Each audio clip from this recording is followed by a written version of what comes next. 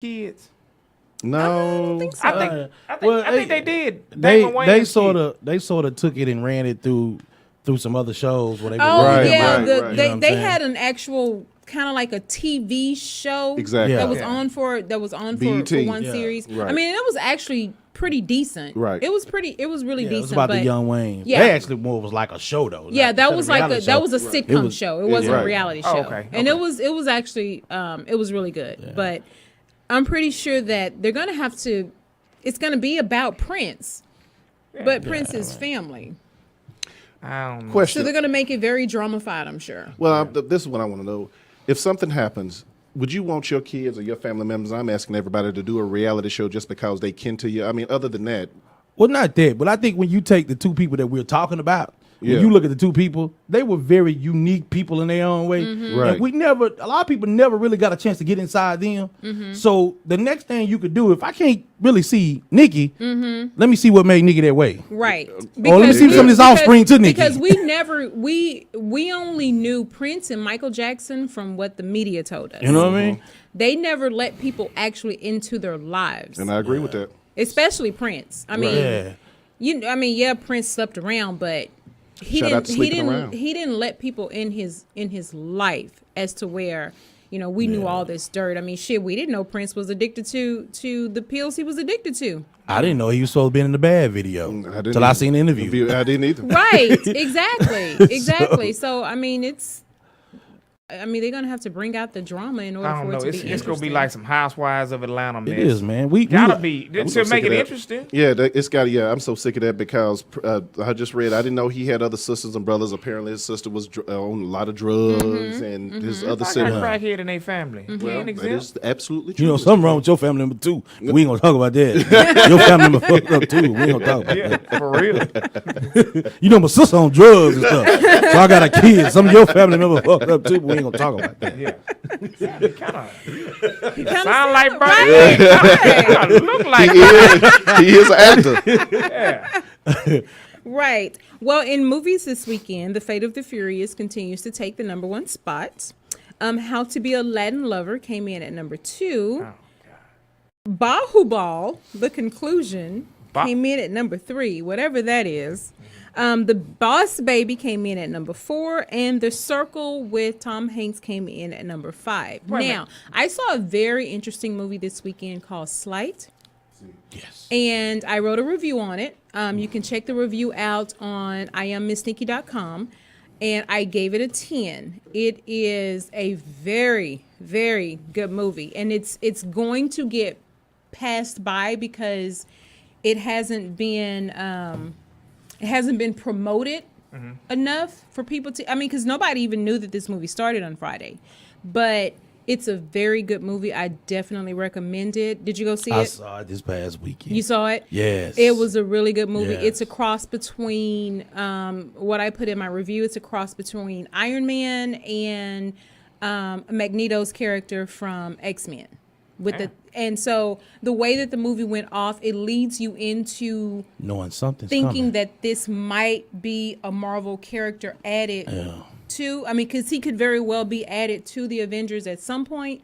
But from people that have read up on the movie, apparently he's part of a comic book series. Yes, he is. It actually is stemming from one. Yeah. So be on the lookout for that. It actually used to be a cartoon. Oh, did that it? character's Okay. coming into. And it's starring young Jacob Latimer and Dule Hill from the comedy Psych, which he's actually a was comedian, interesting. but he plays a Good gangster. good gangster. He right. did. He I'm plays a looking good like, gangster. how is he gonna do this? Because he's funny and goofy. Yeah, exactly. But he exactly. But did that. he did really good. And definitely don't sleep on this movie. Go check Sleight. it out. It's called Sleight.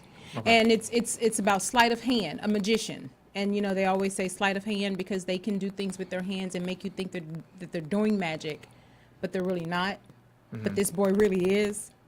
So it's a really good movie. I love the storyline. Yeah, I did. absolutely. I think it was an good. incredible storyline to where when it came to whatever he did, it didn't seem so far fetched because it was right within what he exactly. did. And it made you actually want to see how is he gonna get out of this situation. Because in the beginning of it, when you sing him do stuff, you're like, well, how is he doing this? And Yeah. then when it's explained how he's doing it, And Yeah. then when it gets more into the movie and you see that he needs more power and where he gets that power from.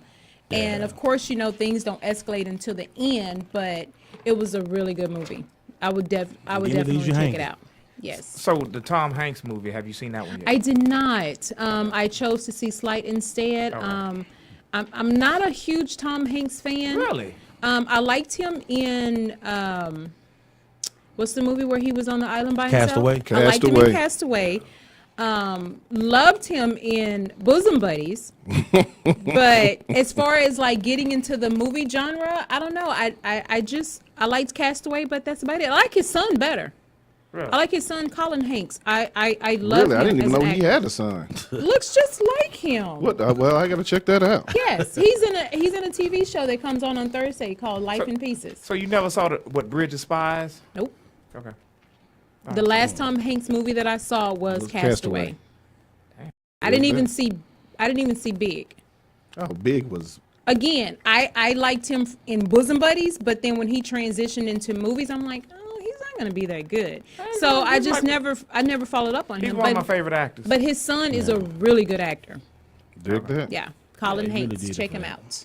Yeah. What So else that's you- all I got for you guys. Tell folks how to follow you. You can find me on Facebook, Nikki Jackson, Instagram, Snapchat, Twitter, Libra Girl 1016. You can catch my blogs on DallasBlack.com, and you can check out my movie reviews on IamMissNikki.com. Ladies and gentlemen, I will tell you this. Every movie review that Nikki does is absolutely on point. So I can't even argue with it. So if I were you, I would follow her and be sure and check out her movie reviews on IamMissNikki.com and also DallasBlack.com. I actually had someone hit me up in an email saying, Nikki, I was just on your website and I saw your review on Hacksaw Ridge, so I'm going to go check it out.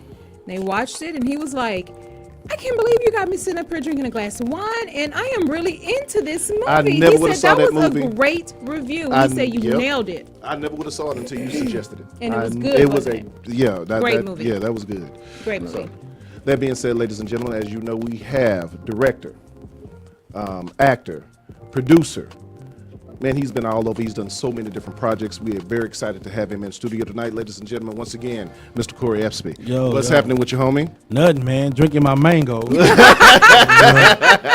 man. Whatever you saying. say. That whatever you say. that's what Saying, it man. is. My You sister know, it's Nikki, funny he got to keep stressing that he's Yeah. drinking No, drinking mango. it's funny that I y'all know just about mango vodka. immediately just classified him as alcoholic. Yeah, she went straight away. Yeah, I ain't took a drink yet, but see my man over there got a big Coca-Cola cup he drinking out of. And she got I was- her little wine cooler Yeah, head and off it camera. slid behind when the camera can't see it. Exactly, that's what you do. Typically, your boy over there sweating like a hoe in church. Yes, he Drinking is. something. I've been put on 2 those shows glasses to strong. Cover those red eyes. 2 shows strong without a drop. But what do you So, do at home though? I don't drink it home. Really? Yeah. Oh, you I out? don't buy that. No, Yeah. I'm not out. I got a son. I want to be We all around. got kids. Well, I want to be around for him because when I drink, I drink. You do. Go all That- in. yeah, that Nah, there's you go no, too far in. there's no. It ain't no. I will There's- save some there's for no tomorrow. limit. If I got a gallon, Yeah. I'm gonna drink a gallon. I think we should like take you around and pass you off as one of the whinings. Serious, I think we can get paid for a few Wine beers. or wino? There we go. I think it's wino. I was just saying because I was looking Ned's at the screen. wino. I He think could be it's Woody. wino. Now, anyway, ladies and gentlemen. So Corey, Yo, what up, man? what's going on with you now? As you know, we still filming the new TV series, The Choir with Fred Hammond. Got a couple new movies coming up with the 80-20 joint. I'm so glad he didn't say 420. Yeah. I'm so glad he didn't say 420. I don't know nothing about 420. I don't do that either. Cool. I don't Good. know nothing about that. Couple of personal projects I'm doing myself. New plays coming, new tour get ready to come, man. Just opened up my new talent agency camp, man, and we ready to rock thing. Got some hot And new now all of people. that bumping you doing is coming right on the mic. It is. Oh, Yeah. I'm sorry. Very sensitive. Getting ready to bring some new things to the table, man. What started you in all of this? Actually, it was my manager. My manager was writing at the time. I was sitting up, working and doing things like that, and he was writing this play, and he needed like a little comedy character that he wanted to bring in. I wasn't doing nothing with my life, so went in and did it. of course, my little 15 minutes of fame was up after that show. The Right. show continued to go on, but they cut my scene out, so I thought that was it for me. Well, the fortunate thing was the show was getting ready to come out a week from coming out, and the lead guy quit the show. And so I got a call like that Friday asking would I come do the show. You know, they would pay me to do the show. So I was like, I guess. I mean, I'm still not doing it with my life at this point. Right on. So I went on, and in 4 days, I had to learn 83 pages. Dig. Got it on, knocked it out. They signed me to 3 more shows. Third show got picked up. And I ain't stopped working since, man. I know that's right. So how did you? Well, let me ask this first. I've seen how you prepare. I mean, I've seen you on set. Like I said, it was a real honor being with you on Brothers 321. Shout out to my man Man, Mike we had Green. a lot of fun doing that. For you to be, ladies and gentlemen, you know, the nice guy that you see here, he totally changed. Like, because I was playing the security guard. When I said I really had to hold, I'm like, God damn, we just acting. I mean, he was really into the. How do you get all of that up for? How do you get your mode up like that when you go on, when you're in front of the camera? I think one, man, to me, I treat everybody project like it's my own project. Right. So, you know, if somebody call and say, hey, I want you to do this, we work the deal out, we get it done. When I show up, I'm 100% all in, as if I'm putting this on project on. Then when you get there, you got a good environment that's pleasant. You got other people that's ready to work, you know, like you yourself. We out there, we talking about it. We actually sat outside for a minute working over the choreography Right. of the fight scene. Right. So when you have that environment, it helps you go in and prep a little bit better to deliver it just like you need to. So for me, it's nothing but engaging and developing the character and actually making it come to life where people on the screen believe what's really happening. So, let me ask this. I ask this of everybody, all the actors that come up here. Give me 2 females and 2 males that you would like to work with. Let's see. I have yet to work with totally. I think Jason Ivey. I'm a real big fan of Jason Ivey. Dig that. Love to work with him again. I mean, we'll just really do something. We did something a little partially, but I would really love to do something bigger. Another guy, it's gonna be my man Benet. He got a lot of energy. I got a lot of energy. Shout out to I actually we got a project coming up for the summer. Y'all gonna get a chance to see him in. I Right. ain't told him yet. I just told him about it just then. So I'm ready. yeah. Press release. No, yeah. I love somebody with total energy. And he has a lot of energy. Females wise, let's see. I heard that. No, I was clearing my throat. Oh, I thought you were being funny. No, not at all. I'm looking. Man, I don't know because I don't work with so many. Hey, now, you're down. Well, I'm looking forward to Ashanti. Dig that. Yeah, looking forward to Ashanti, and I think Carrie Hilson. We got some things. She in did the do a work. good job in the last movie. She was Yeah, in. so we got some things where we're kind of interested to see how that's gonna go. So a lot of people already know this, but you work a lot with Fred Hammond. How did that all come together? Crazy story, man. I was actually coming off the road from doing another show. I was in DC, and I was getting ready to fly back, and I got a call from somebody who works for him in his camp, and she was like, he's getting ready to do the project we're actually doing now. They was actually getting ready to do like almost 3 years ago, and so she was like, yeah, they need this gangster role they want done, so you know, come by. Fred wants to meet you, different things. So I get over there, we talk a little bit. He likes my look. We talk about it. But at the time, he was working on his last album for RCA, Right. so it was actually a live album. So they was getting ready to do the listening party. I think that next Sunday, that Thursday, she called me and said Fred wanted to bring some people to the warehouse to listen before they went on the road to record the live album. So we get there, and a couple of my homeboys that are with me were sitting there, and he brings us up on the stage kind of as a joke. And he's like, yo, all right, we're going to pretend y'all going to sing this song, and we'll jump into it. So the song starts, and the actual singers and stuff start singing. Well, we kind of sitting there looking stupid. So I lean up to my homeboy like, yo, hey, let's do a dance move or something. So we start doing like this temptation. we doing our thing. So we didn't know by the end of it, everybody there in the warehouse was doing what we were doing. So at the end of the song, the MD jumps up. He's like, man, that was hot. Fred jumps up, like, man, I got every mind to take y'all to this show and record it. And we was like, yeah. So he was like, if I want y'all to go, y'all gonna do it? So I'm thinking to myself, like, yeah. I mean, I don't want to say it out loud. Like, yeah, I'm free. I'm gonna turn you down.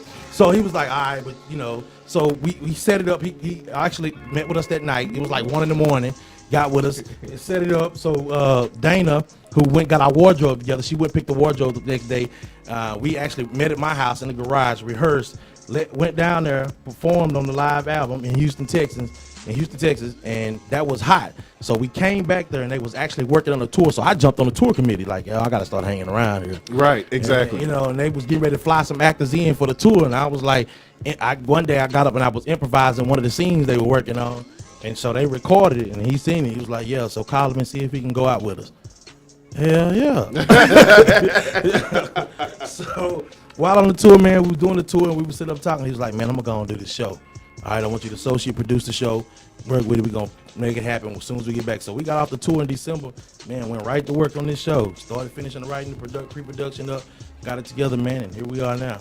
How did you get out of the situation that you're in? Because there's a lot of people, and don't get it twisted, ladies and gentlemen, I love my hometown, but it seems like a lot of people get stuck. I know your production company is down there. You also do acting classes down there. How did you elevate past all of that to get where you are today? Well, just looking at where you are right now, man, it was just a matter of getting out of there.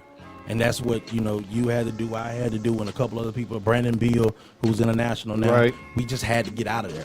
We had the mindset. A lot of people in Tyler, and this no shade to my people in Tyler, but feel like they've already made it. Mm-hmm. And I look at where God has blessed me. I've been in theaters, been on BET, traveled the country, all this stuff. To me, that's nothing. Like I'll still go audition. I'll still get out here and hustle. Right. I'll still do 2-3 shows at a time. That doesn't matter. The thing was getting out, because I had to find out if I really had that thing, that it factor.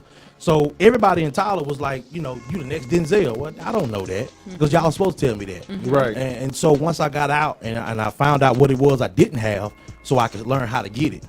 And I remember running to Kurt Franklin. He was talking about this thing about how we'll be gifted, but we don't want to work on our craft. We don't want to study. We don't want to do it. We just want to take our gift and get it somewhere. But I found out right after that, when I left, that my character was taking me places the gift couldn't get me.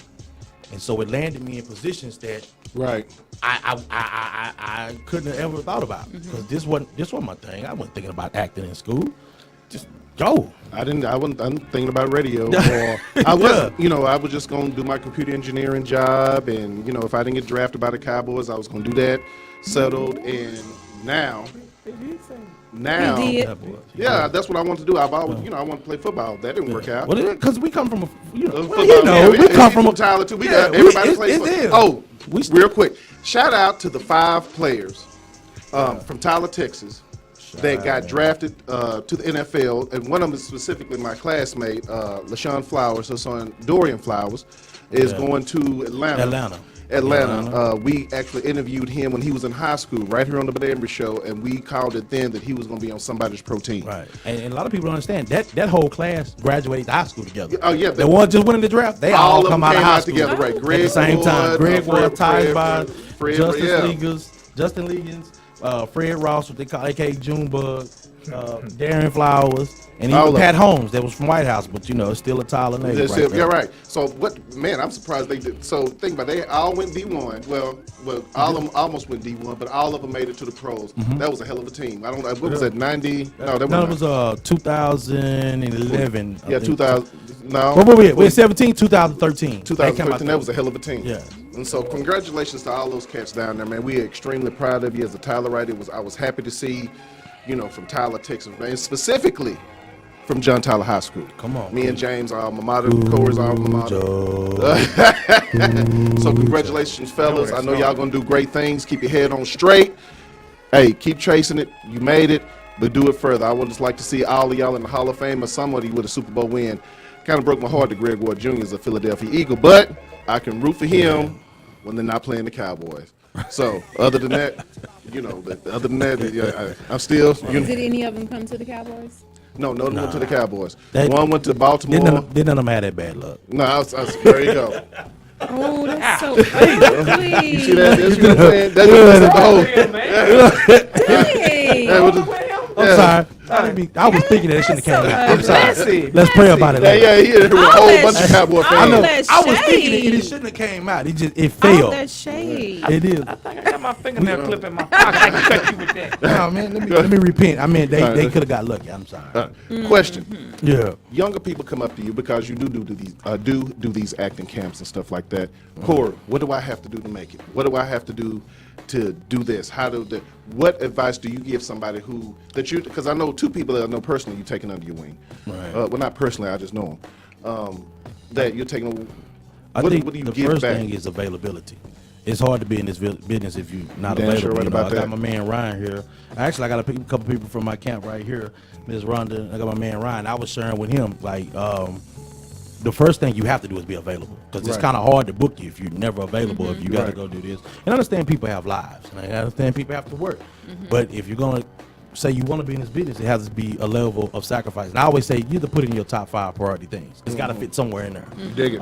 Then after that, it has to be that hustle to want to work it out, work on character development, get the right teaching, get your resumes together, get your headshots together, everything. And that's part of what I'm doing now. I'm just teaching people how to put this stuff together, how to walk into an audition, what 3 levels of things that you could expect into the audition, 3 phases, excuse me, and how to set yourself up to win in this situation. Because when I came in, you know, me and my manager and I, we were just kind of going through winging it, and we would go through and learn the process as it was happening. And then people would teach us right there while we was in the midst of it. Well, what I want to do is prepare people how to walk into there, Right. you know, and how to stand in front of these people, what to expect when you get there, you know, how they're going to talk to you, the language. I didn't even understand the language. The first time I heard the word blocking, I was like, Right. What you talking about? Excuse I'm me? not on the field. Yeah. what do you talking mean? about? I'm here. Right.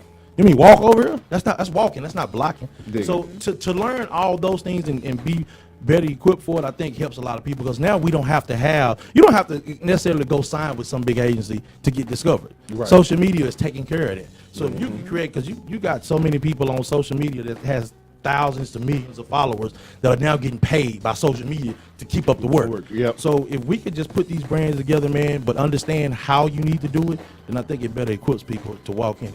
My humbling experience, I went to go audition for the story of Emmett Till. And I said that, okay, the dude who I'm playing is an historical figure. So I went on YouTube then and learned to try to get his mannerisms, his accents and all that stuff. So I went to the audition. The lady said, you were so into him that you forgot how to act. And that was my most humbling experience. So now, when I go to an audition or whatever, first off, I hate cold reads because I do like the chance to prepare, but I always try to put a spin on it. And then you got to know the director and all of that stuff. So I see where you're going. When is your next acting camp? I'm actually getting ready to do one here, and what are we in May? In June, I'm actually Right. getting ready to do one. And what I actually do is I don't try to go in and advance everybody. When people come to mine, all they basically do is introduce you to the world of acting. Everything that you need to understand when you walk in, how to get ready to walk into this audition, how to get prepared for a film, how to handle yourself on the stage. That's basically what I go through. Then from that, people can take, if you want to do more things, then we can go through other exercises, get you, but then after that, you can take it and move as you see forth with it. You know what I mean? Even with my camp, I'm telling my people, I don't own you. I just want to help prepare you. Dig That's it. That's all I want to do. Corey, what is Corey Epsby's dream project? Dream project. Action? Is it drama? Is it comedy? Is it combination? What is it? It's my story. I'm writing a book now called Something to Hope For. And actually, that's the next thing I want to do with the film is I want to bring it back to tell it from my side because there's a lot of people that are going to be sitting in my position that don't know what they can do with life after everything they've been through in my similar situation. So that's my dream project, to get that off the ground so I can actually touch some people out there that has lost hope. All this hope that they've lost because now life is beating them up and they hadn't figured out what the next move is. Right on. You know, God has put me in a position where he surrounded people to teach me how to make the next move. So now what I'm going to do is give it back to them and we can just keep the cycle going. So when somebody walks through it, hopefully we can prevent them from going through it. But if they happen to go through it, here's your blueprint. Here's a guide. Here's your Bible for it. You know, it's not going to have every answer, but it'll have a tool to help kind of guide you through these miscellaneous projects and different things that you have going on. That's dope, ladies and gentlemen. We're going to come back with more Corey Epsby. I don't know why I would say Epsy. But right now we have on the phone, ladies and gentlemen, and first off, let me apologize, ladies and gentlemen. We are to have some technical difficulties going on in the studio. Mark could not do his usual Skype in where you see all the pretty graphics and Mark's mug, but he'll be back next week. And everything that he has for us this week, we're going to play for you next week because the draft will still be hot. And plus, I guarantee you, he's going to put a new spin on something that you've never heard before. But right now, we got him live on the phone. What's going on, Mark?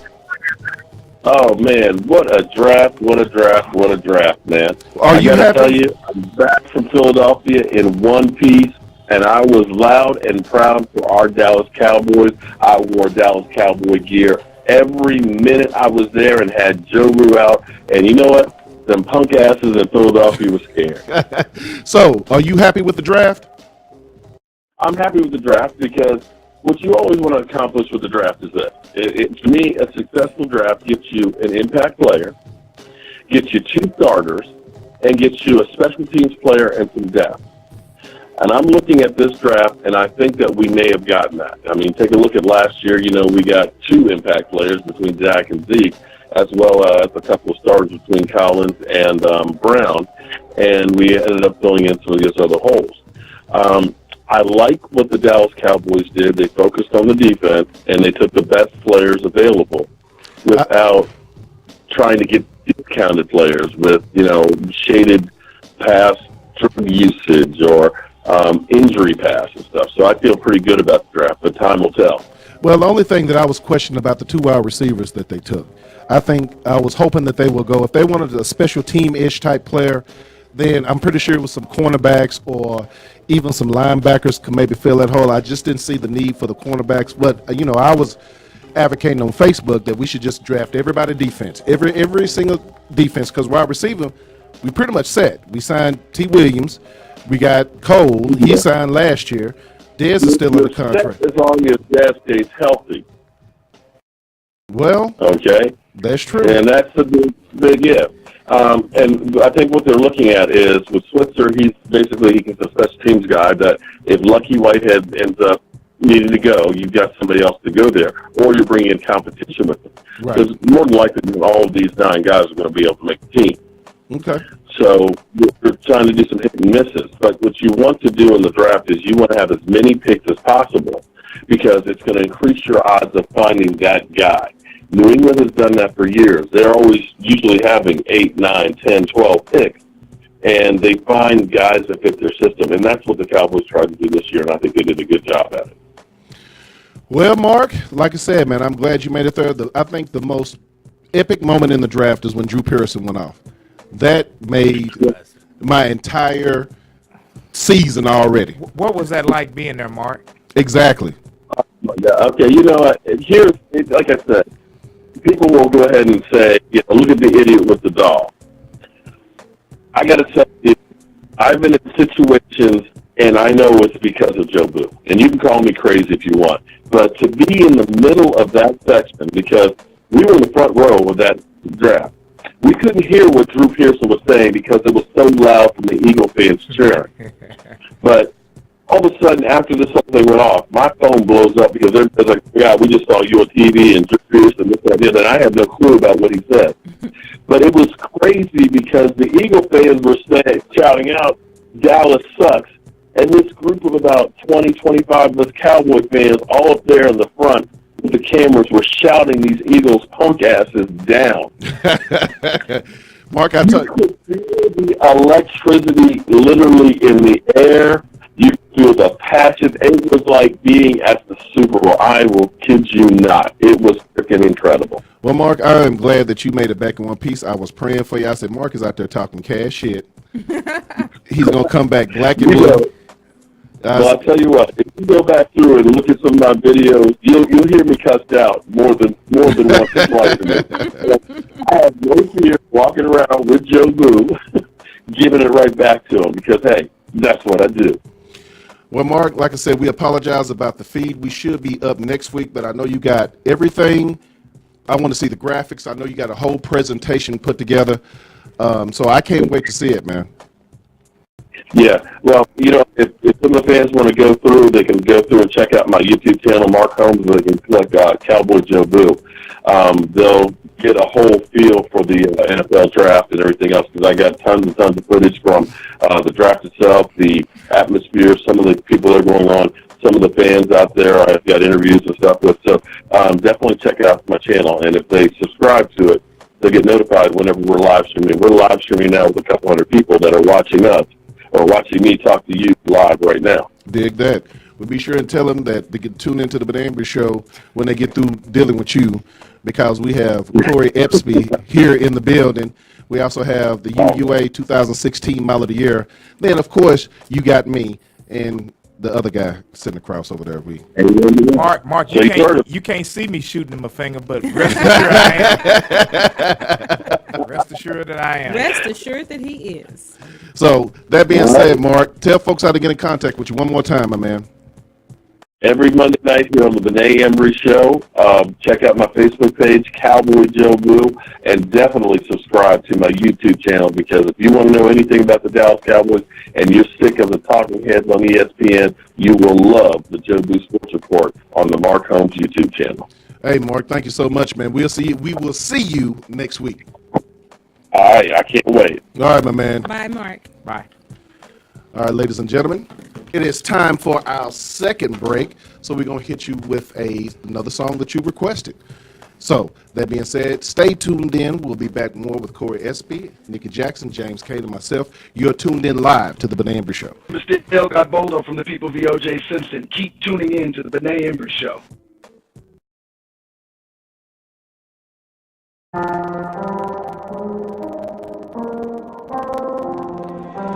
Baby, I just killed another one.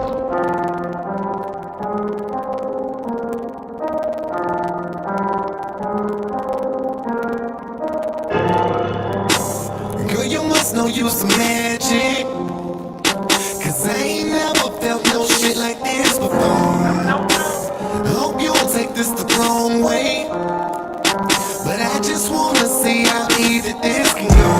Can you see me? Do you feel me? I wanna take my time, 'cause this the only type you see inside your mind. The type of feeling that tingle right down your spine. Confidence to tell you it's okay for you to lose control. Girl, you must know you some magic, 'cause I ain't never felt no shit like this before. I hope you don't take this the wrong way, but I just wanna see how easy this can go. Finna get crazy, better hold on tight. Long as you don't go left, we can do this right. One night will make you change your life. Come with me, I'll take you anywhere you wanna go. Is you with me? Is it worth your time? Weigh out your options, I heard this in your signs. I can see me in your thighs. Confidence to tell you it's okay for you to lose control. See, you more than just a bad bitch. Everything different, you never average. And you don't care how much that hand gets. You know your worth and you show 'em that you can get it on your own. That's sexy, you independent, you got a mind. All that bullshit ain't really worth your time. I wanna know you looking right inside your eyes. Confidence to tell you it's okay for you to lose control.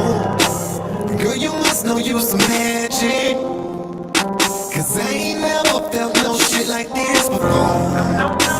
I hope you don't take this the wrong way, but I just wanna see how deep that this can go. Girl, you must know you some magic, 'cause I ain't never felt no shit like this before. I hope you don't take this the wrong way, but I just wanna see how deep that this can go.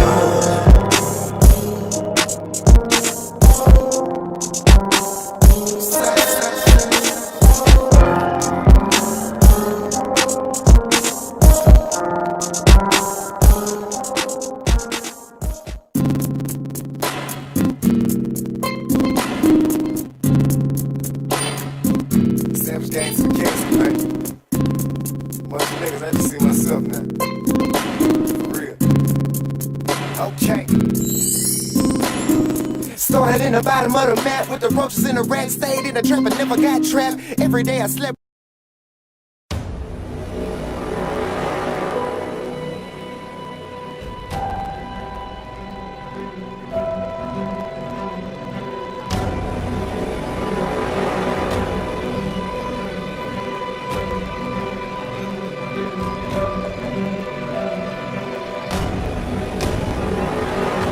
When you love someone, it's sometimes hard to fall back so easily. You just have to keep him calm. You know, I'm sure things will work out for the both of you.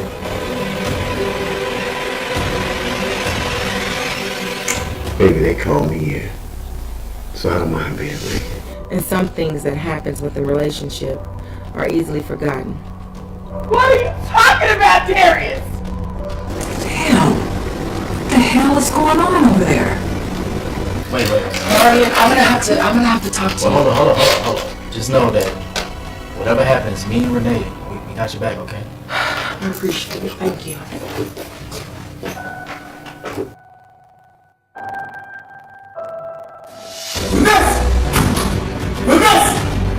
You look at me calling me? Don't you talk to me about my daddy. I don't know nothing about. So what you gonna do? Huh? You gonna hit me like you've been hitting on Vanessa?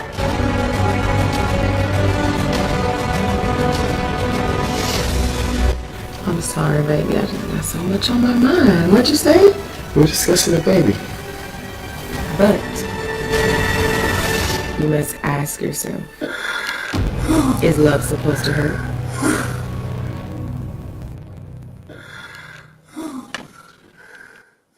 Okay, ladies and gentlemen, we are back. You're tuned in live to the Benet Embry Show with myself, James Kane, Nicky Jackson. You just heard Mark Holmes, our sports analyst, and, ladies and gentlemen, our special guest, Court James. Will you stop that? Good Lord. Good Lord. You're good. Look good like a bacon Tell leg. your co-host to stop that. He I does know that who every you are show. now. No, this is what I be talking. Will you stop that? Listen, stay out of grown folks. Yeah, but you over there distracted, and we trying to Did conduct. nobody know what we had going on over here? You are open live your on black camera lip. showing your phone. Hey, man, look at this. Yeah. Look at this. Look at wait, look, That's a good picture. Watch this. Watch how I do this. HD. Yeah. You don't know when it comes to the little black boy on the drums at the church? Oh, you know his old My man. camera. Yeah, I know. Yeah. Yeah. You been to the new church? That's it. Hey, I ain't been there but like Twice. Yeah. Yeah. Oh, they're Yeah. reconnected. Isn't You that know, sweet? yeah, I just hating, man? showed Why you me. hating? He just showed me his I brother. think he's That's what I jealous. thought about. You jealous? When I saw his brother name, I was like, He not gonna yeah, take I James knew from you. you. Hater, man. Dang, can we just get through one show without you? Hey, man, look at this. Look at that. James, Well, hold on, I got something else to show you later. he think he's gonna take him. All right, so now we're going to come into this topic. Well, I guess it's not a topic. It was just a lady that, like I said, Damn, it's she been was a like, minute, so I'm taking. apparently the gist of the I give email her is the business that like she every was trying to Monday. date a No dude need for no who sex was toys. Got her head in a headboard. So rocking that red bull. Got us.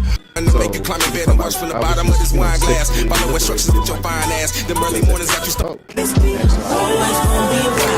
makes you suspect, in my opinion, but there's a difference between sexual liberation and hoism. A hoe is as a hoe does. Well, here's the other. Okay, so somebody give me what's the definition of an actual? Well, can I say this real Go quick? ahead. I think, and I defend women on this all the time, because I think we hit them with something we get away with. Because I actually have a friend that has different baby daddy, but we really crucify women for our bad mistakes. Like when most women go into these, and I'm saying there's quite a few that go into them in actual relationships and think, oh, this is the guy, and we go there and we get them pregnant, then we go cheat, then they go. And Hey, they I move to the totally next agree one. with you, but I'm a firm believer in something had to trigger something along the way to give you some type of red flag. And you either chose to ignore it or you either chose to accept it. And I'm saying this, ladies, before y'all start blowing me up, oh, Benet, you a man hater, I'm a woman hater, I get that all the time. I'm saying it for a man too. So if you a man and you promiscuous, the same rules that me personally, Benet Embry places on what I think a woman who's promiscuous. Thank you, Nick, for helping me. Same thing I put on the man. It kind of gets hard on me because this is why I'm not so quick to use the word though, because I don't know what her story was before.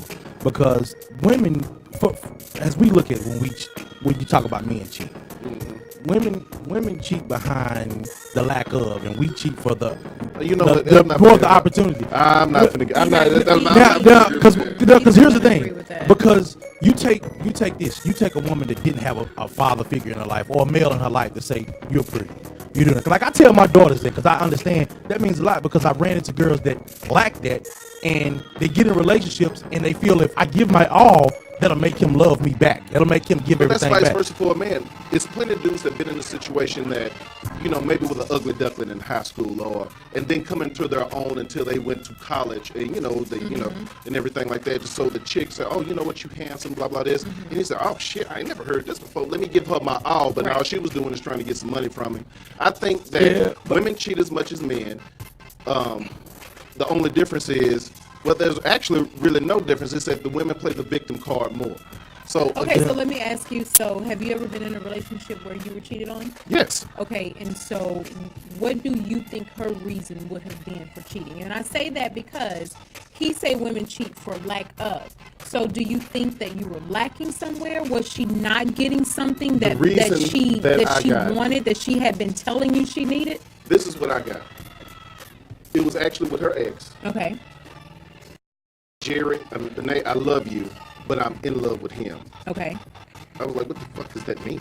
You know what it means. No, I don't know what it means. You do. You know what it means. Love is, you know, I know you, there's the only difference in love. I love my child differently than what I love my woman, but if I love my woman, I love my woman. There's no, you know, there's no lines that say this is a certain level of love. Love is love. God is love. So it's absolute. Of course there's a certain level I don't of love. understand. I think that's an excuse that women came up with to justify doing what they do. And same thing with men. You know, so every woman that you've loved, that you say you've loved, that you've told you loved, that you felt you loved, you were actually in love with them, where you saw yourself spending the rest of your life. I've been only in love with 3 women in my entire life. But how many have you told I love you? Oh, so tell me, you ain't never lied to get no ass. No, tell me you disagree with if we lined up right now 10 cheating couples. Right. Yeah. Would you say 8 of them the men would have cheated in that? Because here's the thing. And this is just looking through time. Yeah. In more situations than not, it's harder for a man to be in a room with a naked woman and say no than it is for a woman to be in a room with a naked man and walk out. I agree with that because the willpower. We just a woman knows. Listen, if Nikki chose to be a promiscuous woman, she can go stand right out here on the street and any dude pull up. You not because there's she's presenting. But that goes to what he is saying, because let's say if the guy I step to, let's say if I step to 10 guys in the club in one night and I know that they all have wives, at least 9 of those guys are possibly going to say yes. I would hope not. Yes. I would because this is what I was told from a guy that I used to date that was a serial cheater. Men will do what they think they can do and not get caught. If that man thinks that there is no possibility of his wife finding out about this one night stand that we're going to have tonight at this club, he's going to do it. I would think that men respect marriage enough. Oh my God, are you serious? What you have to do is take you out of the equation. And we talk about what's happening in reality. I put that man right there. Thank you. I've been knowing him for 30 years. And I know his mentality. Will it be hard for him to resist if Halle Berry or Gabrielle Union was sitting in front of him butt naked? But on the same token, the first thing he's going to think about is his kids. Right. Okay, so he would be that 10th guy. I said 9 out of 10. He would be that 10th guy that would say no. I said put 10 couples there, and I said 8. So then y'all would be the 2 that didn't do it. Yeah, because I'm just saying. I don't give a damn if she got whatever she got. Ain't nothing gonna take me away from my son. Right. But when we talk about scenarios like this, we have to talk about majority over minority. And you hear majority of the situations where the man has created the infidelity by opportunity. Right. Or a man is only, in most cases, a man is only as faithful as his best options. Or women that's the do truth. These exact same thing. Because it may not be a naked woman, it may not be a naked man, but it may be. Ask that same question. Hey man, would you? Whatever her favorite celebrity is. Hey Nikki, if Channing Tatum was standing in front of you, if Channing Tatum, I'm a single woman. No, Nikki already. So I can sleep with Channing Tatum, Will Smith, and whoever else I want to. If you were married, What would if that may be a little bit different? If you get, if somebody is in love with Chris Brown or now, if I was a married woman, Will Smith, if I was a married woman and Channing like Tatum came to town or came to wherever I was, I am going to flirt the shit out of Channing Tatum. Out of a married woman. I'm going to flirt the shit out of him. But am I going to sleep with him? Absolutely not. Because Channing is going home. Because Channing is going home to his wife whenever he leaves, wherever he is, and I'm going to have to deal with my fucked up situation if I do that. Then that makes you the 10th out of the 9, because I guarantee you, if it's 9 other women that may not be as mature as you, or may not have that whole gene, they gonna hit it. It's women that go to the club with the intention. You know what? He done pissed me off. I'm finna, him right there. I'm finna get that tonight. Is that what happened to you? No, I'm not saying that's what happened to me, Okay. but I'm just asking. You be really angry about stuff like that. Listen to what you just said. You just said she went to the club pissed off, said, I'm gonna get it. There's 10 dudes at the club ain't pissed off. I'm gonna just get it. And see, that's why I say this. Me being in a relationship I am now, I told my woman, here's the thing. Nikki's a very attractive woman. The thing I don't do now, because I know I'm weak, I'm just not going to be in a position to have to make the decision to say no to Nikki. I'm not going to sit here and watch her walk out there and be like, man, why did I end up So you're not going to walk her back to the door. You're not going to meet her at the hotel. Man, listen, I just did 52 cities. I did not put myself in the situation to be alone with these women to make the decision because I don't trust me. I don't trust me. That's what I'm saying as far as me. It's some of me, because there's some of y'all that just say, I'm thinking about all this. And not saying I'm not thinking about it. The way I think about it is, I'm just not going to be in the room with Nikki. You thinking about it is, I could be in there, I'm just not going to do it. I'm saying there's a whole lot more dudes that say, I'm not going to be in the room. Because if I'm there, if she says, come on. We worked together for 2 years, so I think I speak for James and Mark too. We all look at Nikki more like a... Yeah. No, it's cool. I'm just speaking because we talking about... Hold on. Let me just clear this up right now. Nikki don't look like my sister. I don't think you my sister. Yeah. I look at you like a man look at you. Let me just keep it 100. What I'm saying is I agree with my man here. And listen, it's some things I'm not going to allow myself to get into. Exactly. I'm just being serious. But that's because cheating is a choice. When people say, "Oh my God, it just happened. I don't know how it happened. It just happened." If I go to a club and I'm a married woman, and I go to a club and me and this guy start chit-chatting, talking, having a good time, having some drinks, we laughing, and the next thing you know, we end up at a hotel room and no, it didn't just happen, because I had to make a conscious decision to get in my car and follow this man to that hotel room when I could have gotten in my car and took my ass home. I made a conscious decision to go and sleep with that man. So it didn't just happen. Even if we had sex in the bathroom, we made a conscious decision to go to that bathroom for the intent of having sex. Shout out to Stove. So cheating doesn't just happen. Having sex with somebody doesn't just happen. Because I just don't agree with men cheat more than women. And women cheat less than men, and when they do cheat, they got all these excuses why they cheat. Nobody said they cheat less. We just saying the defining reason that leads to a lot of things, and then with willpower. I think a lot of times the whole word gets thrown on some women that were actually in the relationship, and we were in the sexual ship of it. You know what I'm saying? I'm just talking about guys that got with the woman. She thought it was going out. I mean, we watched the show. So whose fault is that? There should be some form of communication. Because come on, man. Guys lie. No, I'm not saying women lie too. You cannot say one gender does this to another gender. I didn't lie to women. We're just talking about the situation he's speaking of, where a woman thinks that it's going down. I didn't lie to women. Because the guy has planted in her head that it's going down when he in a sexual ship and she thinks that they're in an actual relationship. And a lot of these women feel like once they become quote unquote exclusive, whatever that is, in 2017, that means that they should stop using condoms. When, truth be told, wives shouldn't even stop using condoms with their husbands. You know what? And not you, but I'm saying there are a lot of married men that cheat. And why do you try and? I'm not saying that that's not true, but what I'm not going to do is emphasize on men only do it. That's not what we said. That is not what we said. That is not what we're saying. Have you guys heard of stealthing? The hell is that? Yeah, I heard of it. What is that? Hey, that's something new that I didn't know about. Well, don't put it out there. What is it? You gonna have to look that one up. You're not gonna believe it. I heard of it. I have no idea what that is. But it can't. The whole thing comes from women having 3 kids by 3 different men. Yeah. Because if a woman when people get into a relationship, they assume, okay, we're gonna stop using condoms. Bam, now she's pregnant. Bam, now he's like, I'm out. Now she got a kid.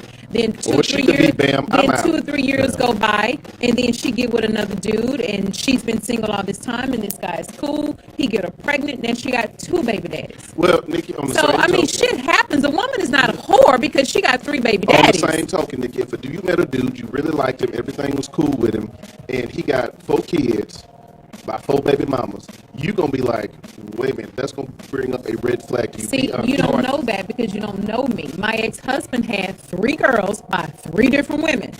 So what? And we still got married. Hey, and here's So the what's thing, your point? Because I did a study Exactly. with 28 couples. If you go back and add, and you take the situation with the 4 women, and the woman with the 4 kids and the guy with the 4 kids, and ask, why did your relationships end? I guarantee you, on about 86% of that guy walked out of all those situations. And it's not saying every. I'm just saying majority. If we look at what's happening now, because we can see that because we just look in the house. The homes are black homes, Right. and just where the lack of father is. You at home. You just said I was barbecuing with my son. It's a bunch of baby mamas looking for that dude out there right now. You know what I'm saying? And that's the only reason I'm saying it's hard for me to hit women with that word when I get a chance to see some, because there's some dudes I know that I be talking like, dude, that's your child across the street. Like, come on, man. You know, you don't go by there and see it. You know. So what is your interpretation of sexual liberation? Because I don't know what this story, and that's why sometimes I hate getting this email or they send me a fake email address because the website doesn't validate the email or anything like that. What is your backstory? Because, if you got all these kids by all the different dudes, okay, for me personally, yes, that would raise a red flag. But it could be something different. She could have been, anything could have happened. I didn't know her backstory, so I don't know the story of this woman, but the dude said he couldn't date her because she had 4 kids by 4 different dudes. He may have called her. He probably did call her a hoe based on what she was saying. She was like, what is the difference? But for her to bring up the term sexual liberation, that kind of makes me feel like she may have been a tad bit loose. So is it loose because a woman likes to have sex? Nikki, if you sleep with Fred on Monday, Yeah. Carl on Tuesday, Jamarad on Wednesday, Ziggy on Thursday, somebody else on Friday, somebody else on Saturday, that's not sexually liberated. That's being a hoe. Okay, well, first of all, I ain't gonna have sex every day. But see, honestly, that's what Saving it for Nikki, huh? Why you trying to preserve it? I got other shit to do. I got other things I have Wait, like to do. even if it was the same dude, like he can't get every day. You missed that last show, and I was so disappointed. No, we Twice a week type chick. No, not twice a week, Why you but go to the it's not 7 days a week for 365 days a year. Because by month 3, I'm bored. Shout out to orgasms. We need some time apart. We need some space in between. So Oh we no, can not miss you, it. Miss 50 Shades of Grey. Like, what if he's really, really good though? Like He can be really, really good on day still need 1 to- and on day 3 and then on day 6. you still need a day He don't need to off. be good on 1, 2, 3, 4, 5, 6, I'm finna deal 7. with I need that. I need a break. You gotta ice it down the cage. I need a break. And she don't have time on the weekday. I need a break. Go to work. And you ain't about to All right, I'm not gonna let her get out this question. Go ahead, because she's the queen of deflection. So you're not gonna. How did I deflect? Okay, so yes, we're not gonna. But if you did, that Okay. don't make you a hoe. Because I have friend girls who have shit set up like that. She got called the maintenance man. She called him to come over there and fix stuff around the house, and she'll give him a shot of coochie cat, so he won't charge her. Then she got Brent. Brent work on cars. Brent come over there, change the oil, change the brake, give him a little shot of coochie cat, going about his business. Then there's this other cat that she actually likes to spend time with, wine and dine or whatever the situation is. Then she give him the coochie cat because she done spend about $200-300 a dinner. Then she got this other dude that she just like to chill and hang out with. That's her wine buddy because they like exotic wine. Damn. So she go over there and get a little coochie cat to him. So that's her week. Yeah, And that's a professional woman. Okay. Let me clarify. So yeah, She does this every week. Her oil need changing every week. no, the whole order don't be changing, but the summer's gonna go. Wait, hold on. on. Which all are you talking about? I mean, so are these just Call, guys that she has that she can call, or are these guys that she's actually calling every day? Maybe not every day. She just Okay, calling him. because you like to embellish. So I'm not embellishing nothing. I need to. So are these guys that she knows she can call and she can hook them up and they'll Absolutely. do this? Okay, that doesn't make her a whore. Now if she's doing it, But she's knocking at least 2 off a week. Every week. But they To me, that's hoism. y'all do that. Who Well, would do not that? y'all. Men do that. Do what? How do you know, Nick? Are you a man? Oh my God, are you kidding me? I have a brother and I have male friends. And you mean to If I tell use a you male mean friend. to tell me that a man is seriously you're gonna say that when you were single you hit one chick once a week? Nah, man, I did like three in one night. It's just like, That's just nasty. It was nasty. That's why I'm saying I feel like I can speak on this when it comes to men because this is why I say I just don't. This is why women don't share shit. For the simple fact of men eventually will use this against them if she tries to open up and say, women do the same "Oh my God, exact can I thing. just finish without you always bitching and complaining about what women do?" They do the same thing. Damn, but I'm not talking about that. Okay. Can I get my point out Go about ahead. what I was saying, and then you can migrate to your women do the same thing. Damn. Go ahead, because I'm definitely coming with it. Men will use that shit against women. Women will use it against a man, but y'all make it seem like she's a hoe if she slept with 10 guys this year, or if she slept with 7 guys this year, because that's not what women do. But it's okay for men to do it because y'all are men and you're predators, and this is what you do. You go out and you seek. You purposely go out to certain spots seeking who are you going to find and take home. But if a woman says, "Oh yeah, I'm about to go out and see who I can bring home tonight," she a whore. Okay. First off, because we got to get to James' segment, we already 4 minutes over. First off, let me break this down because the same rules that I apply to women, I apply to men. And 9 times out of 10, women will throw that in your face because women love to play the victim. Oh, he just left me with all these kids. What does that have to do with what I just talked What does that about have to do with men it? sleeping with several women at a time? Even if men do that, then I'm saying they're just as wrong as if a woman did it, whoever did it, they wrong. Women like to emphasize that only men do this, and that's the way it comes across. I never said only men And do. regardless how you present it, that's the way it comes across. So I have to look at her and say the same excuses, the same thing, the same scenarios, the same steps that women on Facebook or whatever social media complain. Wait till Father's Day come back around. I'm mama and daddy, so the happy. I can't stand that. I'm Father's Day too. Okay, fine. But on the same token, you did the same exact thing because ain't nobody clean. Ain't nobody cleaning this whole relationship or deal mess because just like I got dirt, everybody else on the whole planet got dirt. Stop playing the victim and stop saying men only do this or the majority of men, because the same exact thing that men do, women do the exact same thing. So if we're going to be fair, let's be fair about it. Ladies and gentlemen, I'm sorry we're behind time, but you already know what time it is. But we got something special. Do you want to go to the song first, James, or come into it later? No, I think we need to play that video. You got it up All right, there. cool. We're gonna play the video because this is like back in the day. It's not long. Yeah. But and then we go talk about it. Go ahead. Check it out.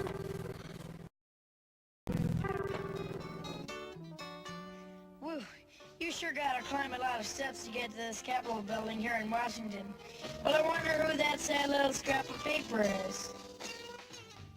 I'm just a bill, yes, I'm only a bill, and I'm sitting here on Capitol Hill. Well, it's a long, long journey to the capital city.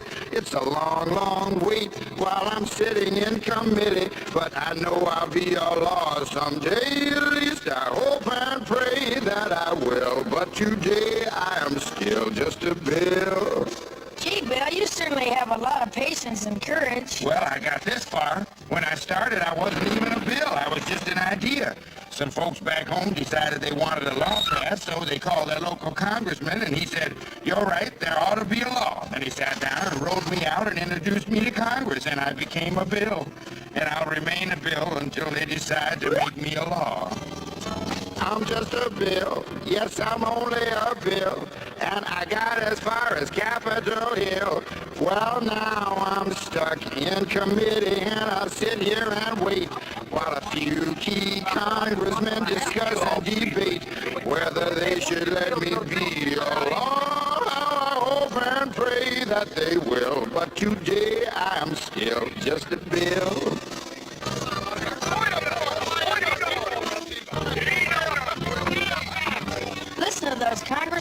wondering, is all that discussion and debate about you? Yeah, I'm one of the lucky ones. Most bills never even get this far. I hope they decide to report on me favorably, otherwise I may die. Die? Yeah, die in committee. Oh, but it looks like I'm going to live. Now I go to the House of Representatives and they vote on me. If they vote yes, what happens? Then I go to the Senate and the whole thing starts all over again. Oh, no. Oh, yes. I'm just a bill. Yes, I'm only a bill. And if they vote for me on Capitol Hill, well, then I'm off to the White House where I'll wait in a line with a lot of other bills for the president to sign. And if he signs me, then I'll be alone. I hope and pray that he will. But today I am still just a bill. You mean even if the whole Congress says you should be a law, the president can still say no? Yes, that's called a veto. If the president vetoes me, I have to go back to Congress and they vote on me again, and by that time you're so By old. that time, it's very unlikely that you become a law. It's not easy to become a law, is it? No, but how I hope and pray that I will. But today I am still just a bill. He signed your bill. Now you're a law. Oh, yes. All right, ladies and gentlemen, we played that because James in his segment flashed that up on the screen real quick. See, that tweet that we saw that number 45 put out there, where he says basically fake news is not going to report on the 28 acts of legislation that he passed. And I'm not trying to get into James' segment, but the executive order is not an act of legislation. We just showed you what legislation is. So that being said, Zig, hit me with that theme music. Oh. Okay, ladies and gentlemen, you hear that theme music. It is time for James Kane to get on his soapbox. Yeah. He don't act like a church member. He don't act like he ain't acting like he done been to church since. He acting like he's sipping at that cup. Yeah, a little mango back. That's what that is. They gotta liberate all the women. What you That song won't come out no way. That cup is empty though. Yeah, it's empty, baby. See, that's what I'm talking about. What you got for us, James? Man, so we had this question about, what has number 45 done, and he's touted his first 100 days. The big thing from the weekend was that he skipped the correspondence dinner. Right. And because it was hosted by a Muslim. Dude, I think he was gonna skip it anyway because he went. And what I don't get is why would you go? Because he was in Atlanta speaking to the NRA on Friday. Mm-hmm. And then he goes back. They have that correspondence dinner on, what was that? Was it Saturday or Sunday? Saturday. So he skips that and goes to Pennsylvania For a rally. Yeah, for a rally, a campaign style rally. I have never seen somebody who needs a pep. What we used to have in high school before the rally. Pep rally. But what I'm saying is that, man, we got bigly things on the table. We got big things on the table. Like, you're not gonna bluff and pump North Korea. We got people in like 5 countries, man. We have like the worst humanitarian crisis, man, since like the beginning of like World War I. Flint, Michigan still ain't got no water. It's not just Flint, dude. We got 7 other cities that they have identified in the United States that have lead in the water, and we ain't talking about none of that. We talking about this 28 person that he's saying he passed it. True, he gave executive orders, which basically, the so-called Muslim ban was an executive order. What happened to it? It got overturned. It went, courts overturned it. He thinks that he can overturn the courts. He thinks that he can flip the courts. And, dude, this is... So, basic question, were there 28 acts of legislation passed in the first 100 days? No, there were not. There were no bills that were passed in his 28 days. He attempted to pass the health care reform, which was the then he said he wanted to move on to taxes. He's going to be unsuccessful on taxes. How in the hell is a dude going to reform taxes when we don't know what the hell he's paying in taxes? Right. He ain't released no taxes. And I he's mean, not. whether people feel like, you know, Trump is a man or not, I mean, I don't really have a dog in that fight. But you can't tell me that you're about to make a major change to the tax code. And did you see what it was? Did you see how many pages his proposed change was? Basically, wasn't it just trickle down economics? No, dude, it was essentially one page, like a summary, that we're basically going to do away with these 7 brackets that we have now. We're going down to 3. We're going to take the corporate tax down to 15%, 15 to 20%, and we're going to do away with all these itemized deductions that you have. So you want to write off college. You're not going to be able to write off your college. You'll still be able to write off your home. You'll still be able to claim your personal exemptions, but it's a whole lot of stuff that you won't be able to write off. Who the hell is that going to benefit? That's not going to benefit us. If you come and you do this, if we have a government that has been operating in a deficit for years, and you pull money out of the system via a tax cut, where in the hell is that money going to get made up? Middle class? No, but he's saying that the middle class will benefit from this, man. Didn't Reagan try this back in the 80s? Reagan did try this. Yeah. Reaganomics. And it was trickled down. They gave the money to these military contractors. And what do you think is happening with the people it's people lining up saying, hey, man, listen, Trump talking about he want a fence, a wall. We're lined up to put in bids for the wall. But I did hear that the budget that was passed, so there won't be a government shutdown. No, that was a continuation. Basically, they got to come back. And it's like, say, man, we can't let the government shut down. Here, let me put a little something on it to get us through to next week until we can try to work out something this week. So, but the budget is including what, 180 million? What is it? Some of the budget for the wall or whatever the situation. No, he wanted money appropriated in there for the wall. I thought Mexico was going to pay for it. Well, hey, that's man, what he told us. The people said, listen, you put that in there about this wall, we go vote this down. We go all stand together, we go vote it down. And I'm just saying, man, that this dude, his first 100 days, that's his honeymoon. His honeymoon is over. He really hadn't got a damn thing accomplished, and I don't think he's gonna get anything accomplished. And I predict that, I'll go out on a limb. I predict, because I heard it from a relatively good source, that he's gonna see some strong headwinds that are gonna push him to his breaking point before we get into the summer. I don't know, Doc. Where's the common sense factor? Because just like we can sit up and have a discussion, it has to be somebody there saying, "No, don't do that. No, come on, dog. I don't think it's anybody that you would think. I mean, we're dealing with nepotism. We're dealing with unknown facts. And when I say unknown facts, I'm not talking about fake news. I'm talking about the tax return. All the guys that I work with, Trump lovers, Trump supporters, and I don't knock them for supporting Trump. But when you come in and you say that we needed to know everything about Hillary Clinton, then I just need you to be the same way when it comes to Donald Trump. Mm-hmm. We need to know everything about it. We need to know what the FBI said. Well, they did these investigations, and he don't want to talk about that. He walked off. If you talking about, he walked off an interview today. Yeah, I saw that with the Obama wiretap thing. He's still sticking to that claim that he was under surveillance, although the FBI, the CIA, and just about every intelligence agency. That was the report. The NSA, the FBI, the CIA said, listen, they did this and they were compromised. And he's like, it's fake news, fake news, fake news, fake news. And that's such bullshit, man.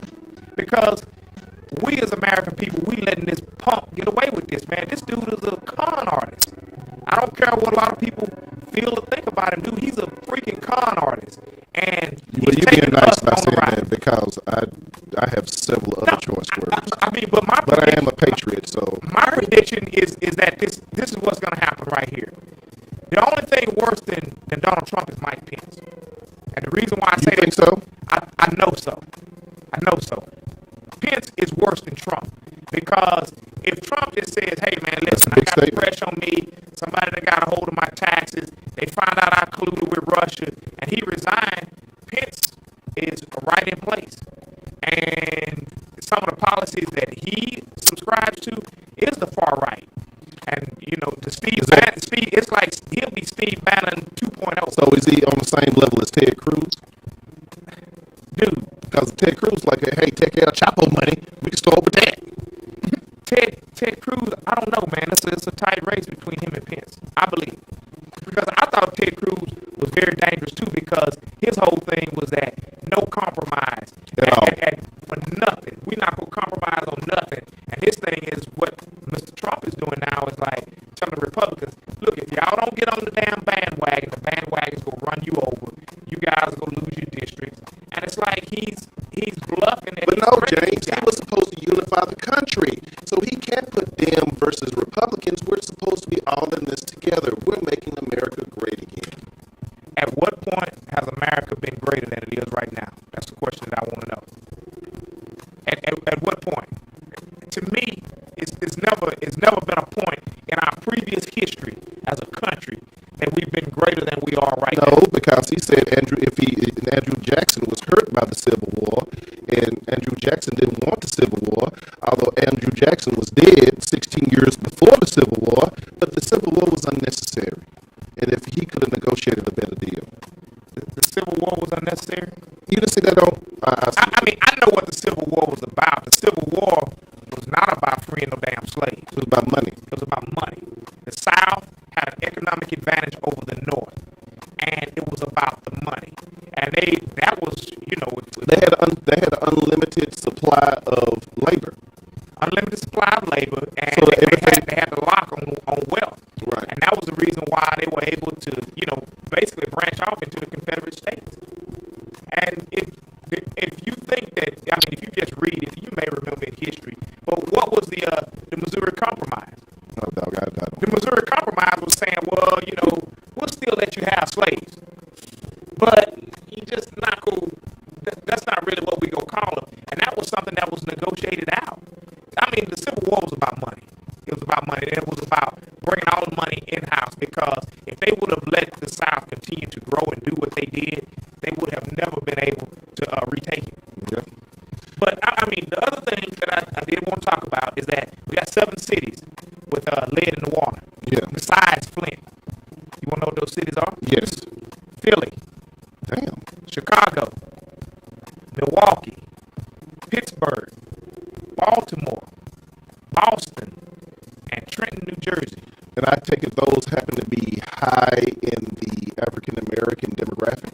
Yeah, I think you have a lot of people in those cities. Yeah, okay. That would be safe to say. Yeah. And I'm not saying that's it's because the cities tend to be older and just really because of the infrastructure. But they were talking about the discrepancies in the testing of the lead and how they've had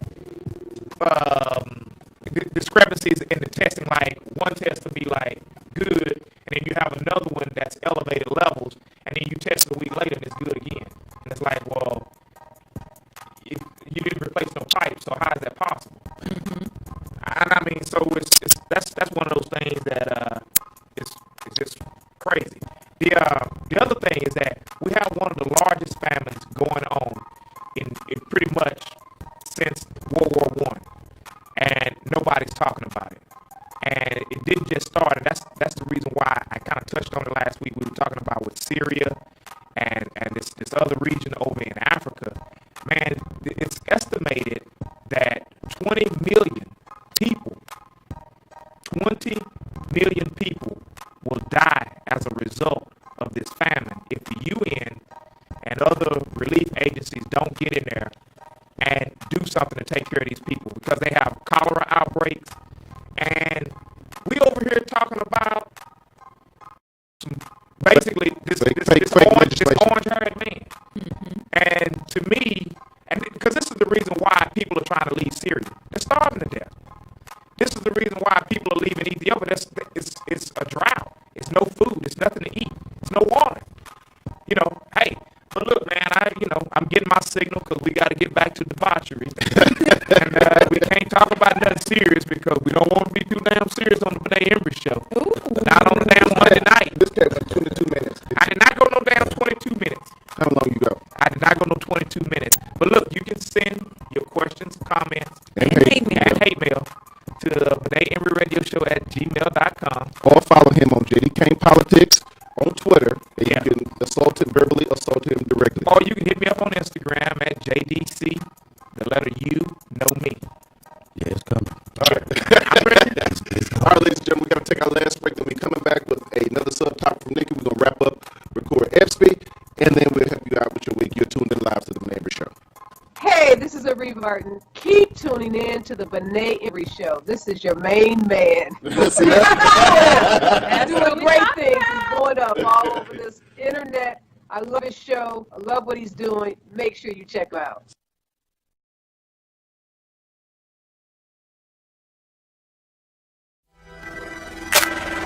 Music voices.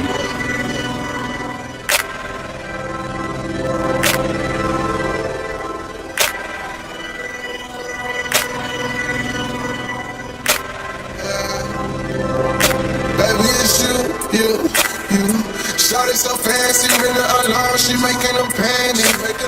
The way that you love me, I'm loving your passion. Yeah. So for that girl, can we all have on the family? I told her, call me super.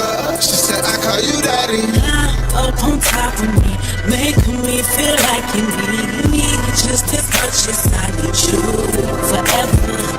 If I could go away, if she could take my place, never had no one like you do. I'ma let you touch my body, burn my body. Tell me I'm your number one. Kiss my body, burn my body. Baby, I'll be your champion. Never, never, never, never, never ever do damage. A woman like me stay savage. I wanna ride on your carriage. Baby, it's you, I'm gonna hurt you, I'm gonna hurt you down. Baby, it's you, always be, always gonna be around. Baby, it's you. Baby, it's you. Baby, it's you.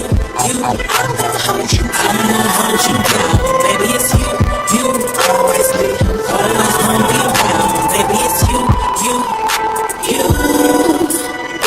Baby, it's you. Working your body, your minute. Damn, it's been a minute, so I'm taking my time with it. She get her rocks off when I grind in it. I'm from the top rope when I dive in it. How she walk, yeah, she pigeon-toed. Came up to the dun and said, you that nigga though. Shouted so bad, yeah, she know the deal. When I stand up in it, yeah, she know the drill. I know that it's mine, so let me have it. Stop all that running, all that freaky shit, yeah, we done it. I give her the business like every Monday. No need for no sex toys. Got her head in a headboard. Still rocking that Red Bull. Got us all on the floor again. Wake up and we go again. She know I'm a fool. After party with alcoholics, we drinking the best. Fiend in the bed, take it off, let me drink you instead. Once you swallow all that Moscato, I'll show you the way. Do as I say and follow your heart without using your brain. Coincidence that we coincide with our differences. Terribly intimate, taking advantage of your innocence. Turn down, tone down what you deserve. Let it burn, sweat in your perm out. Open your lips, show me what you heard about. The demons that been singing about the dreams that we worked out. You worked out. Japanese cherry blossom, this bottle got me wanting to make you climb in bed and watch from the bottom of this wine glass. Follow instructions with your fine ass. Them early mornings got you stumble in the night class. You graduated with honors, so tell me what you know about putting this pill under your tongue till you zone out. I'm gonna hold you down. Baby, it's you. Always be, always gonna be around. Baby, it's you. Baby, it's you. Baby, it's you. I'm gonna hold you down. Baby, it's you. Always be, always gonna be around. Baby, it's you. Baby, it's you.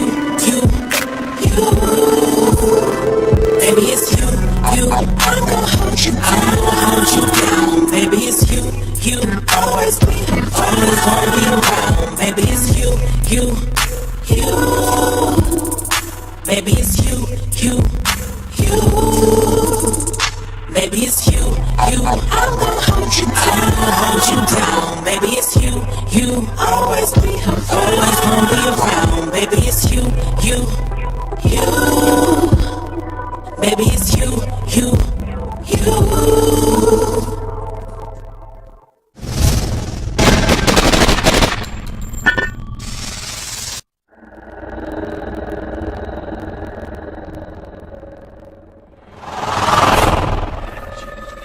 Have you ever heard of Eugene Burns? He was known as the Devil of the Delta. Why the devil? He was well known in the area, but not for his music? I just found an old guitar in my grandma's attic. He was linked to several murders. You know, besides Eugene Burns, a lot of other blues musicians sold their souls to the devil. You guys didn't play it, did you?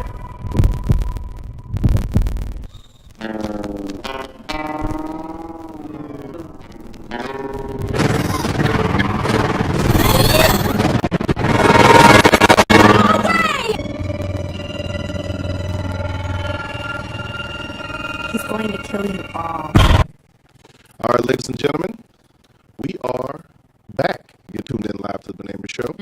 Corey Epstein, James Kane, Nikki Jackson, Mark Holmes. I already called in with this sports segment. So Nikki posted something on Facebook, and I had severe problems with it. What is it, Nikki?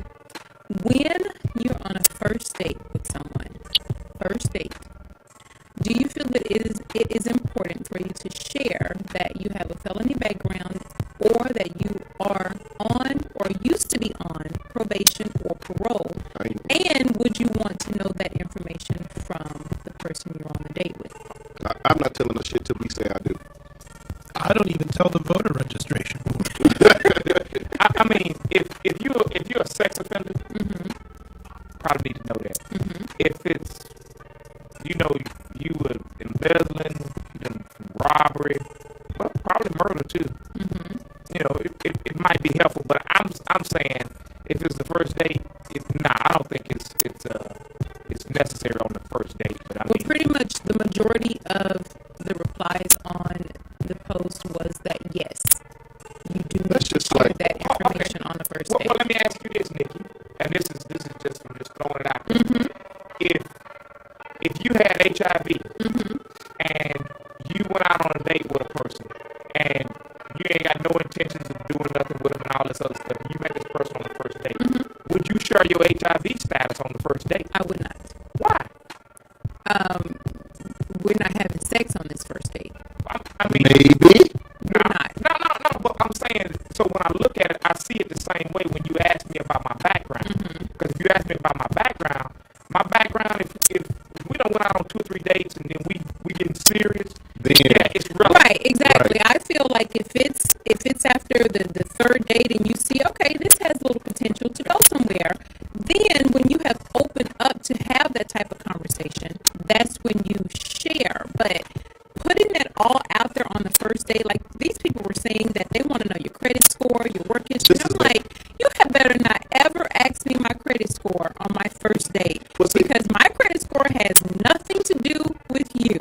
Well, the same thing is, this is the Not on this first date. This is the age of information technology. When I was single, if I meet a chick, the first thing I'm gonna do is Google her name. Then I'm gonna Google her cell number and see what pops up. I'm gonna see what she used to do on MySpace. I'm gonna see what she on all her social media because the majority of people put all of their business. Internet troll. Well, you call it whatever you want to. I call it being safe because so if you used to be in a gang or you done had a criminal record or something like that. But some people, if you used to be a man, exactly. You're exactly correct. But most, I won't say most, but some people don't put like their criminal background on their social media. No, but if you got a criminal record and you put their name in, it's gonna pop up somewhere. Shout out to Smith County because you definitely do that. Shout out to Dallas County because you definitely do that. So if you put in Jerry Benet Embry, you might find some things. You find speeding tickets, old total. Well, if you put in Nikki Jackson, you're just gonna find a big boob white girl porn star. Yeah. Because Nikki is not my legal name. So unless you know my full legal name, right, you can't pull my information. I honestly think. Yeah, she is a porn star. She's a porn This star. is my personal opinion. I honestly think we are a world that's built by situations rather than relativity of a person. So displaying information to people doesn't allow people to get to know you. Exactly, because it makes them meet your situation. Exactly, because they automatically how they'll do it. put an opinion on who you are. If you a sexual, but like James said, if you a registered sex offender, that's all I really need to know to cut your ass out. But I don't want to know your situation. But let me just say, I understand a registered sex offender is a big thing, but you could get registered as a sex offender. Either one of you men in here for peeing on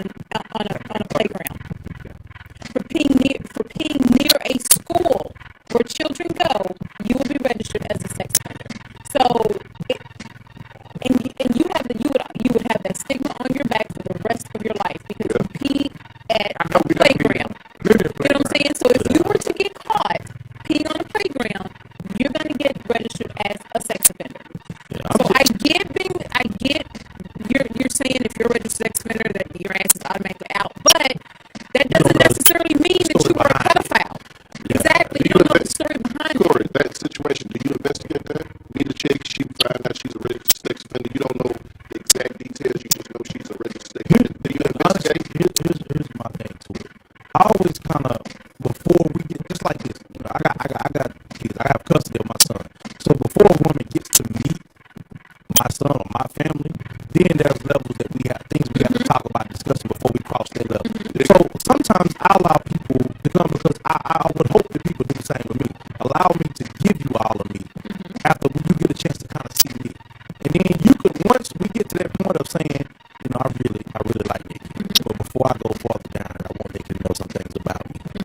You know, so she can get a chance to really decide if she want to go this route. Now I give her a chance to make the decision. If I give Nikki all of this early, it might scare her away because now she's going to be in a situation like, oh my God, never get a chance to know me. Exactly. Because something may have happened to me in my teenage years. Exactly. I'm 30, 40 years now. I ain't thinking about that anymore. But now I run every woman out because all she can see is I took her there. And she met the situation and not the person. So that's all I'm saying. I feel like you give it a chance for them to get to know you. Then they can be a judge of the situation to determine how it is. Now here's the thing. If you are a con artist at the end of the day, you don't even know what you give them. You don't know until they really figure out which dude's the killer. Yeah, right. Or he's the rapist. Right. So if that's who they are, you're not going to around them again because they're gonna go to the interview and give you the best interview at the day. Would you want to know if she had a felony background, let's say for writing hot checks when she was 18 or whatever the case may be? Because being a felon don't necessarily mean you went to prison. You know what I'm saying? I don't know if you got chicks.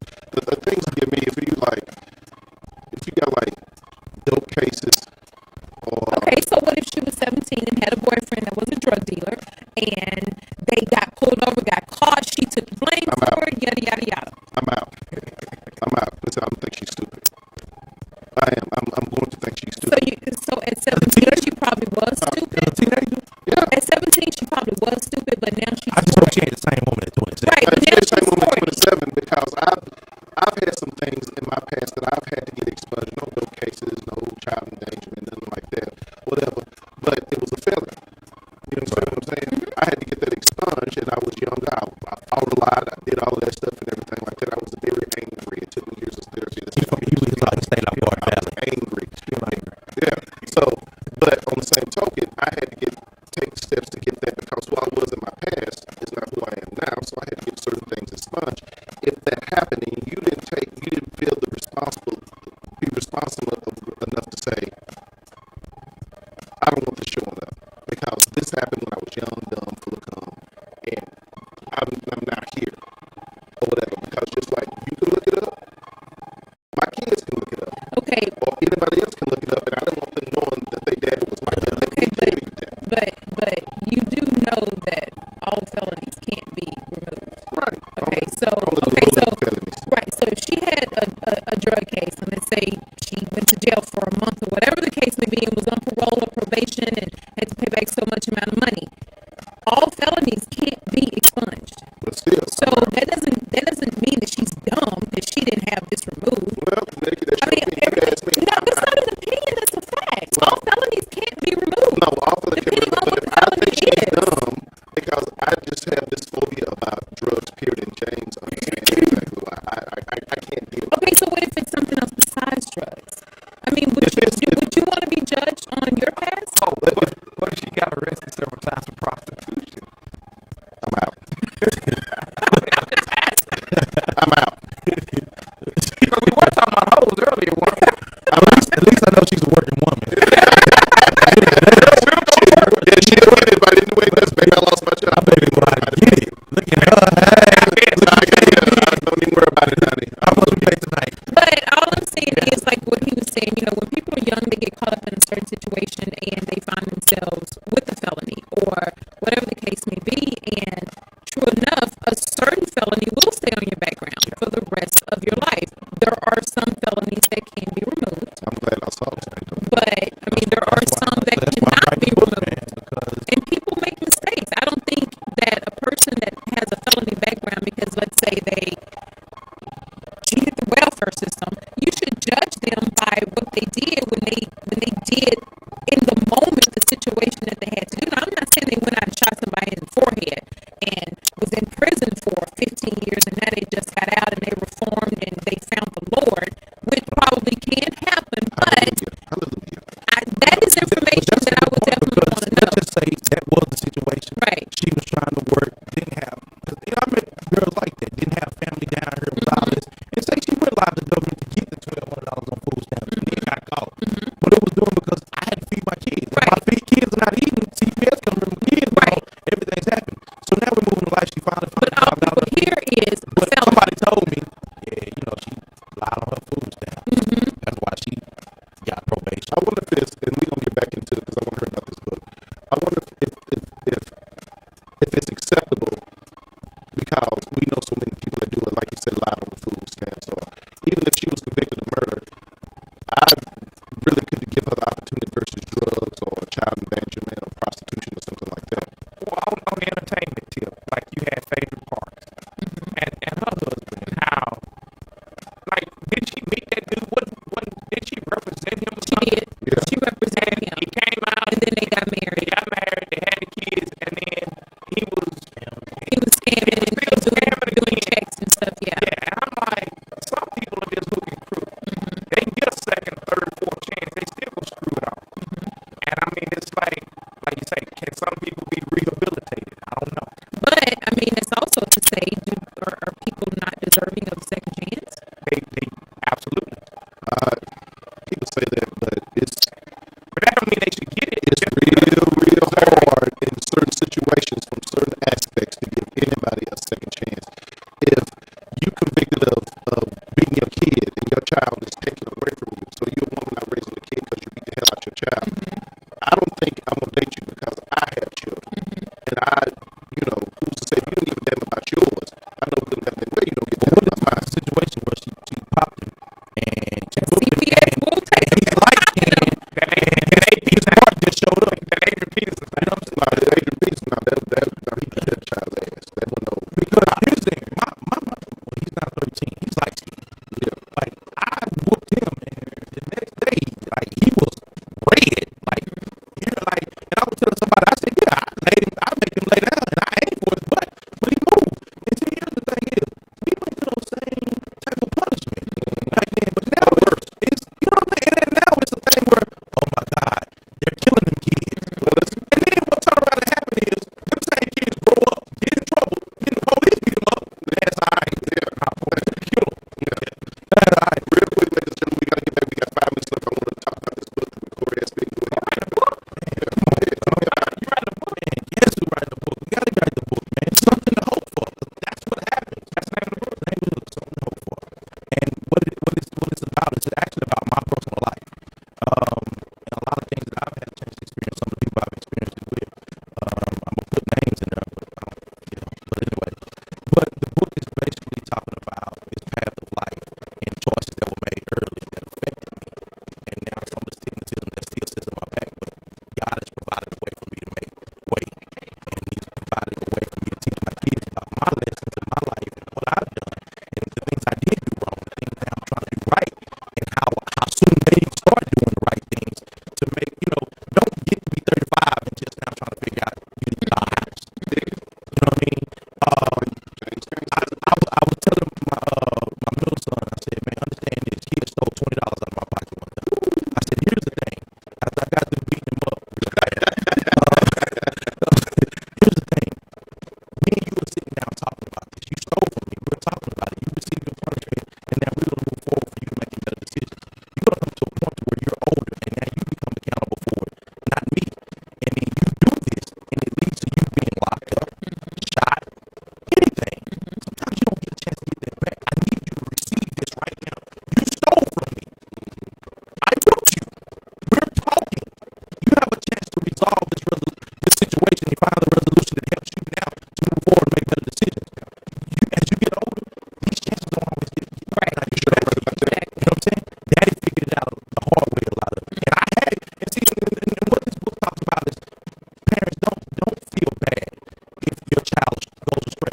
talk about in the Bible, but a lot of times, man, the first thing that happens is a parent asks, like, what did I go wrong? No, because here's the thing about it. When you teach, and this is something I shared with my mom, but, you know, with me going to prison, I said, Mom, it wasn't the fact that what I did when I went out here. It was the thing that when I realized it, and I started hearing everything. So when I had a chance to turn it around, now this voice in my head saying, this is what you need to do. This is what God will do for you. This is what I've been trying to tell you. Look, listen, learn, move. And I started doing it, and things started changing. So then, when she passed away, I always remember saying, hey, my job is to raise you. If something happens, you can move beyond me and live life. And that's what I started to do. You know, but I didn't have it at all. I couldn't go to her to ask a question about God because now I had to talk to him. I couldn't get her to go pay a bill for me because now I had to learn how to do it myself. You know, so this is what this book is about: learning everything and giving people hope that gets in these situations that sometimes forget that life gonna beat you up and get out of it. When is it coming out? The book will be out. We're looking to do the fall, so hopefully things will be up. We'll be doing the fall. And tell folks how to get in contact. Yeah, you can hit me up on Corey SB on Facebook. You can holler at me on DeMarcus Bailey at DeMarcus Bailey JL Bailey Productions. You can holler at me on that. www.JL Productions. You can hit me up for booking listings and everything that's going on, man. You can check me out on my Facebook Live. I always broadcast everywhere I go about everything I'm doing because there's a lot of people that follow and have supported me through this time. Shout out